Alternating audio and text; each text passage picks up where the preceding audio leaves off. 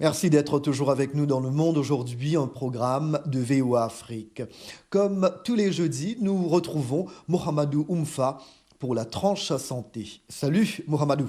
Salut Jacques, ce jeudi j'ai choisi de m'intéresser à la question de savoir pourquoi l'Afrique semble moins touchée que les autres continents par la pandémie du Covid-19, si l'on s'en tient en tout cas au nombre de cas confirmés, d'hospitalisations et de morts. L'Afrique ne compte ce jeudi qu'environ 51 000 cas confirmés sur un total mondial de 3,7 millions et environ 1900 morts sur plus de 264 000 dans le monde. Il faut se rappeler que le 18 mars 2020, lors d'une conférence de presse à Genève, le directeur général de l'OMS, le docteur Tedros Adhanom, avait déclaré que l'Afrique devait se préparer au pire. Nous devons nous préparer pour le pire. Dans d'autres pays, nous avons vu comment le virus s'accélère après un certain seuil. Donc, le meilleur conseil à donner à l'Afrique est de se préparer au pire et de se préparer dès aujourd'hui.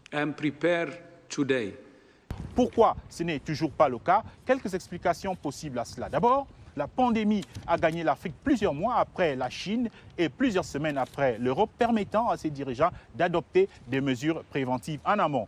Autre explication possible, le faible niveau de flux de transport aérien en Afrique comparé à l'Europe ou aux États-Unis. Sur les 50 aéroports les plus fréquentés au monde, un seul est africain. Il s'agit de celui de Johannesburg, en Afrique du Sud. Un autre argument brandi par les experts, environ 60% de la population africaine est âgée de moins de 25 ans. Or, le nouveau coronavirus frappe et tue particulièrement les personnes âgées. Dernier argument qui a retenu mon attention, c'est une étude du National Health Service et du King's College en Grande-Bretagne qui montre une corrélation négative entre les pays affectés par le paludisme et ceux touchés par le Covid-19.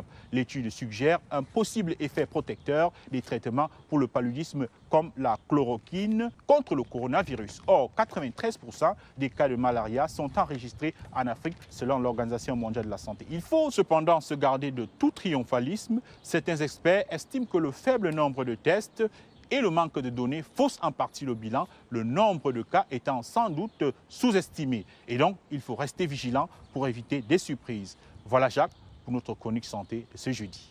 Au même chapitre, c'est une course contre la montre pour trouver un traitement contre le Covid-19. Certains médicaments sont jugés prometteurs, cependant la psychose grandissante